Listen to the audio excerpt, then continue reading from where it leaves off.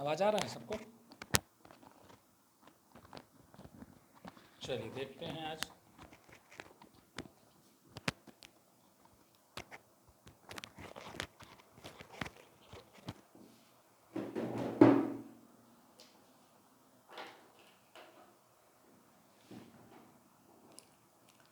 हम लोग का एक टॉपिक है आज,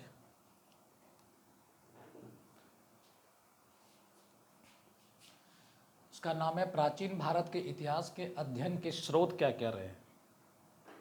उस स्रोत के बारे में हम लोगों को देखना है। बेसिकली समझने के लिए हम लोग क्या किए कि प्राचीन भारत के इतिहास का जो अध्ययन हम लोग करेंगे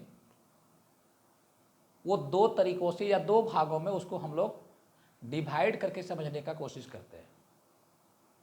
एक हो गया पुरातात्विक विभाग से जो हम लोगों को प्राप्त हुआ, जो सामग्री जो पदार्थ हम लोगों को प्राप्त होता है उसके आधार पे हम लोग देखेंगे।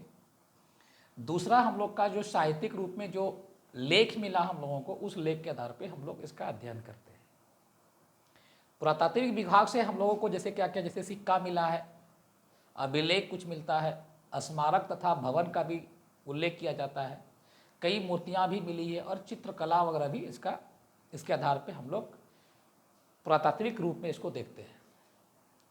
सिक्के के बारे में बहुत सारी चर्चाएं होती, सिक्के के बारे में बहुत सारे ज्ञान हम लोगों को मिलते हैं। सिक्के के अध्ययन से, जब सिक्का का अध्ययन हम लोग करते हैं तो प्राचीन राजाओं के द्वारा शुरू में आरंभिक में प्राचीन समय में क्या हुआ था कि जो उस समय के प्राचीन राजा थे उनके द्वारा ढलवाए गए, मतलब ढाल करके सिक्का का निर्माण किया गया था, वही सिक्का चलाया जाता था। इन सिक्कों के द्वारा प्राचीन इतिहास का ज्ञान हम लोगों को, भारतीय इतिहास के ज्ञान के बारे में पता चलती है। जो 206 ईसा पूर्व से 300 ईसा पूर्व के बीच का ज्ञान हम लोगों को इस सिक्के से पता चल जाता है कि उस समय सिक्का किस प्रकार का चलता था।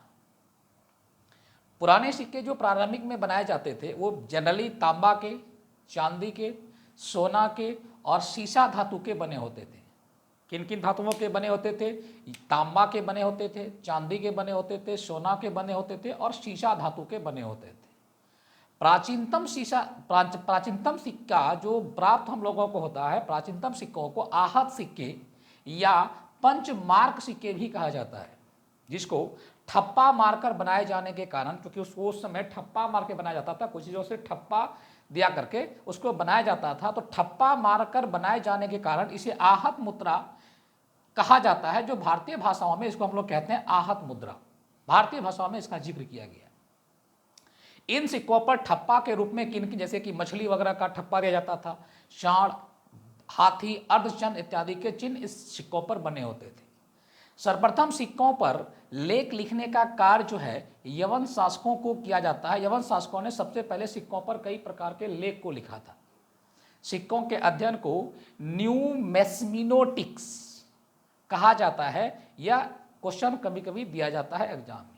तो पुरातात्विक विभाग में सिक्कों का क्या क्या महत्वपूर्ण उद्देश्य है, जो कई प्रकार के एग्जाम में इससे क्वेश्चन 1 नंबर का आ जाता है, इसको हम लोग देख करके चलते हैं। दूसरा हम लोग का अभिलेख वगैरह के बारे में तो हम लोग अगले क्लास में इसको देखते हैं। बहुत छोटा सा वीडियो है, इसको देखिए। बहुत बहुत धन्यवाद।